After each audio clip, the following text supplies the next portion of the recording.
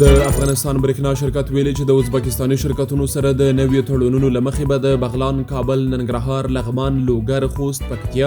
پکتیکا، غزني، زابل او کندهار ولایتونو برېښنا په منظمه توګه تامین شي.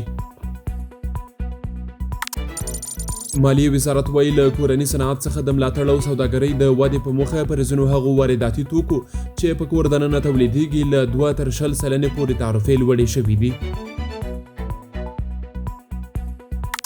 د لغمان اقتصاد ریاست ویلي په تیرو 4 کلونو کې د حکومت او همکارو مؤسسو په مرسته دغه ولایت کې 303 لویې او وړې پروژې پلي شوي چې زرګونه ځوانانو ته یې د کار فرصتونه برابر کړي دي. د سرحدي پولیسو لوی ریاست اړوند پولیسو تیره میاشت تورخم ځمکني بندر، هرات نړیوال هوایي ډګر او کندهار نړیوال هوایي ډګر کې 22 کسان د قیمتي ډبرو، تاریخي آثارو قاچاق او جیلکارۍ په تړاو نیولي دي. حماس غورځنګ د یوې اعلامیې په خپرولو سره غزه کې د اسرائیلي رژیم لخوا د پوځي عملیاتو هدف د اوسیدونکو ایستل او د نسل وژنې او توکمیزې تصفیې یوه بڼه بللې ده.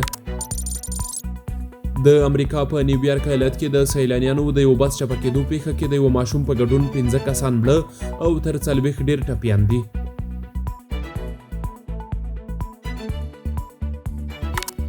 او وروستی خبر دا چې د فلسطین روغتیا وزارت په خپل تازه راپور کې ویلي چې غزه کې د لوږې او خوارځواکۍ له کبله د شهیدانو شمېر 281 تنو ته لوړ شو چې 114 تنه یې ماشومان دي.